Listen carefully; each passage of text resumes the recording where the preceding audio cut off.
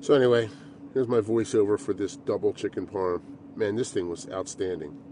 And I cheated. Here you go. Yes, I used this Moody brand arrabbiata sauce, but I like to spice it up. So I sauteed some fresh onions, diced onions, and some garlic, and then I added some tomato paste, and then I added the sauce to it, and then I cut it with butter at the end because a little more butter can't hurt anything. Here we are. We had some chicken cutlets that my wife had chicken cutlets that day, so we went ahead and breaded some of these for us because this is going to be a double chicken parm. But instead of putting the sauce on it, you'll see what we did. That right there is fried raviolis, and man, these things were outstanding as well. And that sauce was sweet and buttery, a little bit of creamy, and I added some pecorino cheese to it, and it was fantastic. So on the chicken parm, you'll see when I start building it here. Video's a little long, but I like to give you all the context of it. So the other two that have the sauce on, they were from my daughter. That's the stracciatelle that I made, though. The rest of the stracciatelle, I used that over the course of 2 days, and man, that shit was delicious. I can't wait to actually make it again. This time, though, I'm going to buy the Renin online at Amazon so that I can, hopefully yield the amount that I'm looking to yield. But yeah, so I spread the stracciatelle out, and then I put some pecorino on top of that as well.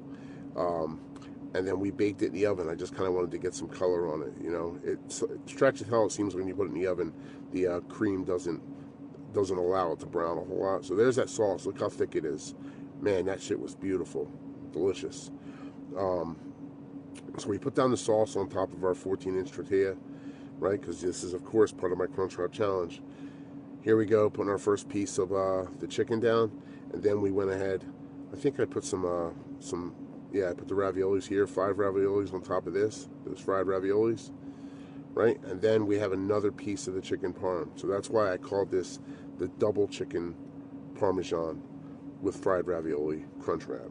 Say that 3 times, right? So here we go. Oh yeah, a little more sauce on top of the ravioli because the raviolis were delicious. They were store-bought. I didn't make those, and the sauce wasn't, obviously was store-bought. It wasn't. I didn't make that as well. Just spiced it up. But breaded everything. We used panko. Oh, there's my shell, or my shell for structure, as I like to call it. That was pecorino, a little bit of mozzarella, and some sharp provolone that we baked on a parchment paper, to give us a nice shell for that. There's the second piece of the chicken parm, and here we go with the pecorino on top. And then we're going to go ahead and fold it and get this thing into the oven. There we go. There's the top shell because it was too tall. All right, here it comes out of the oven. Let's get it down, see what it looks like. Beautiful. Nice and thick, probably about like 2.5 inches thick, right? I'm going to cut it, and then we're going to pull it up for you to see. Here we go. Look at that. That thing was outstanding. So anyway, I ate half of it, and I gave the other half away. It was great. I gave the other half to my father-in-law. They live up here, and so I give them, the second half of a lot of this food that I make. Look at the top view. How beautiful. Thanks.